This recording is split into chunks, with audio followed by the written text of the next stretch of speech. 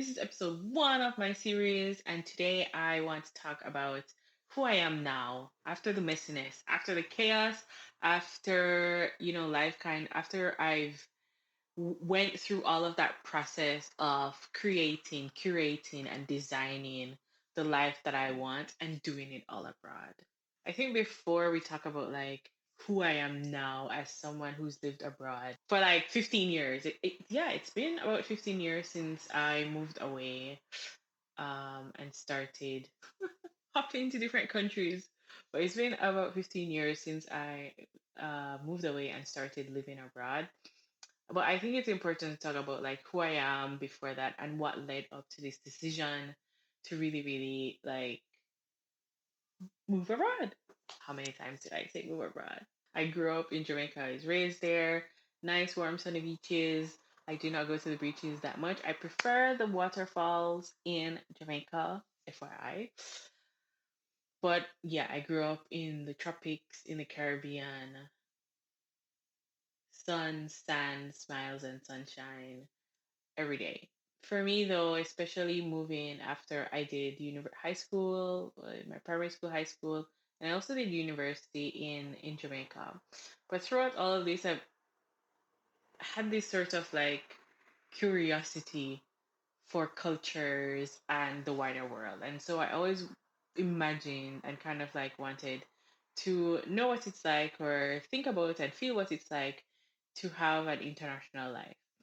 And so living abroad or moving abroad was kind of something that kept on buzzing in the background of my mind, right? And in my 20s, I really, really felt like the tug. I had finished, I did the whole, for me, I did, what was expected of me, the normal life. Finished university, did great. Um, Great in terms of like great fun, great studies, great lots of stuff. Yes, but did university, did all of that. And then I started working and my first like real big girl job. My first job was at the bank. And well, I don't know. For me at the bank, it was good enough. It was fun enough. I was making enough money, enough to enjoy my life. It was in at that time a really good, solid start. But again, like I said, it was just incredibly. I don't know. I felt like it didn't fit. Yeah, I felt like it something didn't fit, or I felt like there was more. And throughout this whole time, there was this just sort of like curiosity, this sort of like pull that was this sort of like tug that was like pulling me somewhere else. I wasn't sure what it was, but then I started like really thinking about it, and that curiosity led me to decide to move abroad. And the first one, the first big actual like for me moving abroad was to France. How did I move to France?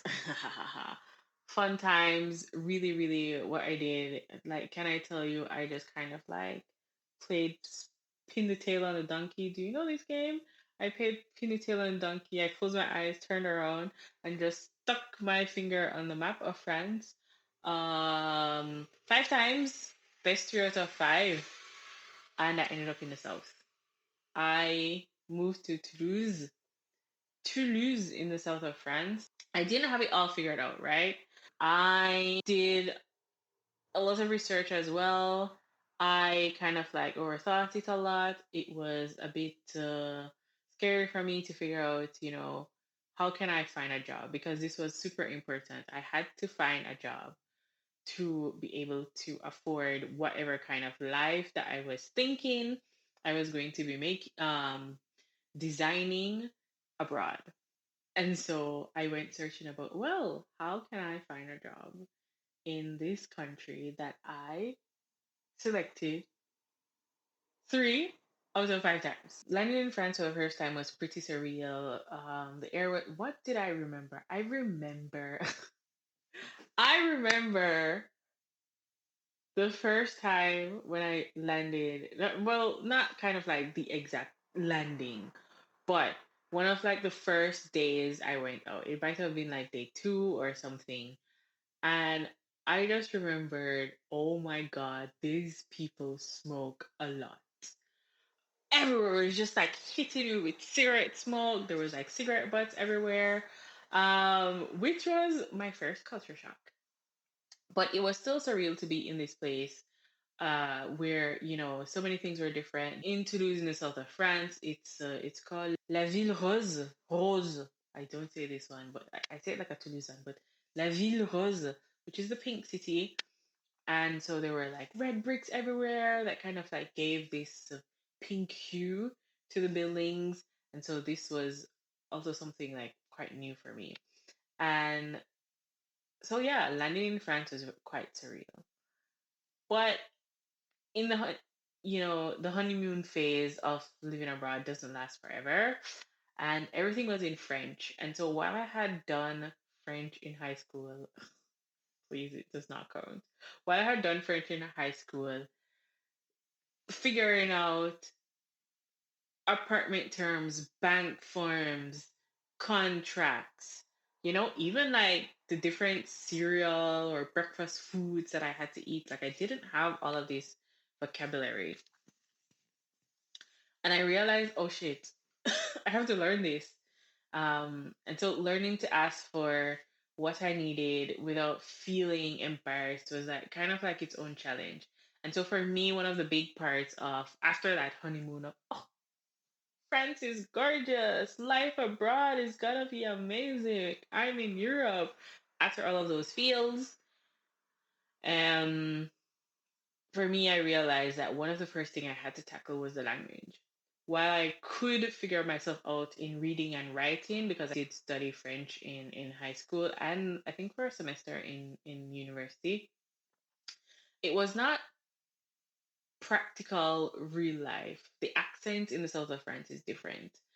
The way that people just talk real life as opposed to what you learn in books is different. And so I needed to focus on that immersion, that language immersion. And so that was the first thing.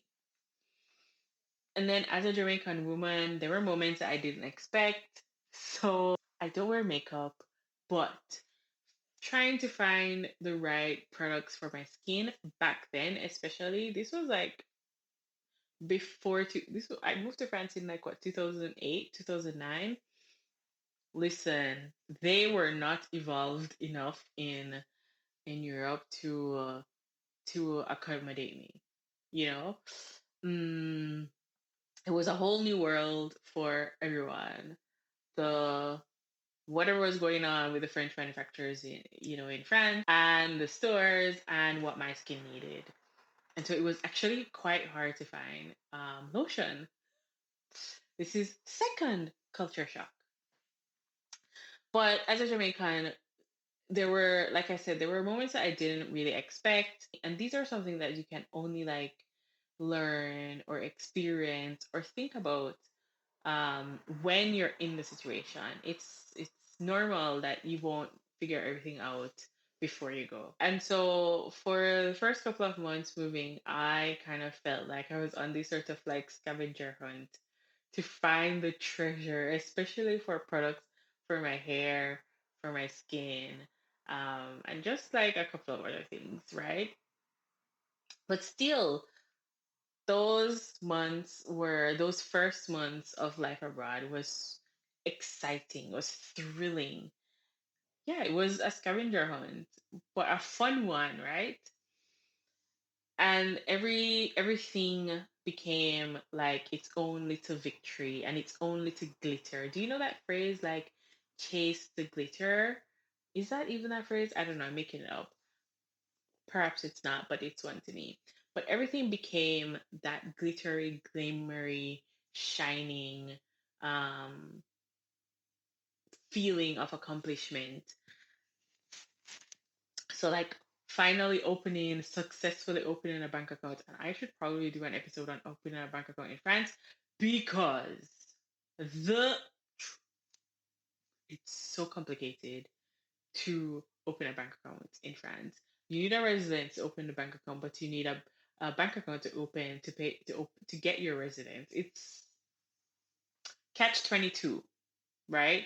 But finally opening the bank account in France was its own like small victory. Uh, Ordering food in French for the first time, just being able to, say bonjour and merci confidently and feeling like, yeah, I can fake this. Maybe they think I'm native now. Yes, bonjour and merci. Um, but all of that was kind of like all of those little things that I accomplished. Walking down to the boulangerie, to the bakery, to order like my baguette, my bread. All of this was felt like proof that I could make it here. I continued living like this, exploring, discovering, um, building up my, I don't know, yeah, building up my confidence, and my self esteem, but also building that sort of like empowering armor that I can do it, and I am doing it, and like, wow, I'm living abroad. And then life shifted. I was here for a couple of years. I also did school. I completed school in the south of France. Um, and life shifted, and it was time to move. I had to move away. The stress of moving away was something I hadn't expected. The France I dreamed of was still there, and I was still living parts of it, but the France that I was able to conquer and accomplish, it was not yet enough, right? And it was not yet enough, and I had to move away. And I told myself it was and this was after 5 years I had to move away. And I told myself that, there would be better, there would be, when one door closes, another window opens, right? But deep down, I knew that I was really quite sad to move away the first time. But I did have to move. Some things just didn't work out. And eventually I had to make the hard decision to leave. And so packing up felt kind of like walking away from all the things that you've built. And honestly, I wasn't sure how I would manage, but it was like two parts. Honestly, I wasn't sure like what the future would hold, and nobody knows, but there was that kind of like stress, and worry about it. But then I thought back to the 5 years that I already lived. I was sad on one hand to leave, and it felt like I had failed, or like I didn't accomplish, really what I wanted. But then on the other hand, I thought about those 5 years and how much I accomplished, and the fact that, I was able to, for me now, going to the boulangerie and ordering a croissant, une chocolatine, in baguette, like ordering things, was easy. Fixing problems in the bank was a lot more natural for me. And so when I talk back about my empowering armor, that armor for me was still there and I still had it. So even though I didn't know what the future was held, and I was disappointed moving away, and I had to make that hard decision to leave France, I felt hope as well, um, that I was going to be able to do it. Where did I move to? I ended up moving to Colombia. This is a story for another time. So much fun, but I ended up moving to Colombia. The point of this story is to talk about, who I am now as a Jamaican who lived abroad, who has been living abroad, who moved 5 times to 5 different countries, uh, um, who moved to 5 different countries and has been living abroad for over 15 years. I moved away and then I moved back. I returned to France. My return to France, fast forward a few years, and my return to France was even more deliberate than the first move, much more intentional. than any other move that I've done before. Like, I really, really understood now more than ever and felt much clearer and had more clarity on why I wanted to live abroad and how I could and should and want to and would, design my life abroad. Mm. And so returning was a intentional, deliberate act. And I love to share with my friends, and you will hear as well. I'm sure I'm going to say it, that my adult life was French. My young adult life my young adult version of self is a French woman. I am not French. I am still staunch Jamaican, and many of my French friends will be like, no.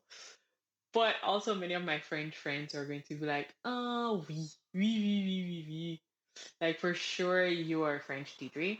But what I mean when I say that my adult self is a French woman, what I mean is I moved to France in my early 20s. I was like maybe 21 when I first moved to France. And I spent 5, almost 6 years there. And so I learned to do all of the adult things in France, the French way. Um, I gained a lot of like core adult friendships were formed in France with French people and other cultures and people of other cultures and nationalities. I learned how to, like live on my own in France, with roommates, without roommates. Learned how to pay taxes in France. I feel like I still struggle paying taxes as a Jamaican in Jamaica because I moved back to Jamaica at one point, but a story for another day. But I learned, my adult self, my young adult self especially, is a French woman because yeah, learned how to rent apartments in France and in French. Learned how to open bank accounts and sign work contracts, negotiate work contracts. Mm, I was sick on my own in France for the first time. I had to solve this challenge on my own, fixing house repairs, just health insurance, social security, mm, shopping for yourself, cooking for yourself, nourishing yourself. Like all of this, I learned how to do as an adult in France. So, adulting, my first real foray into adulting was in France and in French. That impacted how I viewed how life can be or could be because I had at this point, you know, at least two versions. I had, experienced and observed adults in Jamaica and, Jamaican adult life and a way of living in one space. But I also experienced adult life in another country in a totally completely different culture. And for me, and I in between all of that, I moved to different countries as well. And so I picked up and observed and experienced so many different ways of living. And so I had a lot of versions or visions or point of views of um, how one's life could be and how people live life and how I could live life. I had many views that just juxtaposed among each other. And so this was sort of like the gift of living abroad and moving abroad. A gift that I didn't know I had until I really decided intentionally I'm moving to France the second time. I'm returning to France. And for me, I want it to be permanent. And this is where I want to live, and this is where I see my adult life. Having experienced life abroad in so many different areas, by then I had already lived in India, I had lived in Colombia, I had moved back to Jamaica for a few years. I also had already spent so much of my time in in the US and traveled to different places in between helped me to understand how I could design my life abroad. Because when I moved back to Jamaica, I had quite a lot of reverse culture shocks actually. Like, oh, la la la la la. This sort of like really sparked, okay, you definitely need to move again. And where do you want to live? Because I struggled quite a bit to relax back into Jamaican life because I wasn't only Jamaican anymore. I wasn't this person anymore. I discovered actually where I felt the most comfortable was in France for now. The place where I could create, combine Jamaican life, Caribbean life, Colombian life, my experience living in India, French life, European life, um, the place where I could best combine all of those versions of myself, all of was in France. And so that was the defining moment of me figuring out I'm moving back to France. And that sparked my return. And moving back to France was for me even more comfortable. I knew the systems because I had already gone through the immigration process. I knew what visas I needed. I knew where to go and how, where to go to find jobs, how to navigate different bureaucracies, how to navigate the French administration and just government processes. My French was better and I had more confidence. And that armor I had built, the empowering armor, ugh, it was much sturdier and stronger. But I still underestimated moving back to France. There are always new surprises. There's always an adventure living abroad, moving abroad. There's always something new to learn, and I had forgotten that. I had estimated that. And so emotionally starting over came with its own challenge. Emotionally starting over in the same country twice, its own challenge. I'll share exactly why in episode 2, because honestly, the second time was harder than the first. Truly, the second time moving to France was harder than the first. And here's the thing, living abroad 5 times, it changes the way you see the world and how you see yourself. There's this kind of like confidence that comes from like knowing you can rebuild from scratch, and a softness in learning like how to adapt again and again, like figuring out this kind of like flexibility to let your life unfold even while you're designing it. And that was something that was like really important. Why am I sharing all of this? Talking about who I was, my move to France, where I am now. Why am I sharing all of this? I'm sharing this because moving abroad isn't just about visas and packing lists, right? It's about identity. It can be about resilience. It's about building empowerment. It's about meeting versions of yourself on the road that you didn't even know you had. And if you have ever thought about moving abroad, well, you're in like the middle of this, you're in the midst of this big life change. And I'm so excited for you. And this is kind of like why I wanted to do this, because I hope this series gives you both the reality of moving abroad, but also the encouragement that you need and that wonderful, wishful, great, like gratefulness of being able to do it. And so this is why I'm doing this channel. I'd love to hear from you though. If you moved abroad tomorrow, like what part of yourself? Wait, I wrote it down. Hold on. My question is, if you moved abroad tomorrow, what part of yourself do you think would change? Like, tell me in the comments. I read them all. And if you have any question about life abroad that you have for me, also put it in the comments as well. Merci, and see you in episode 2.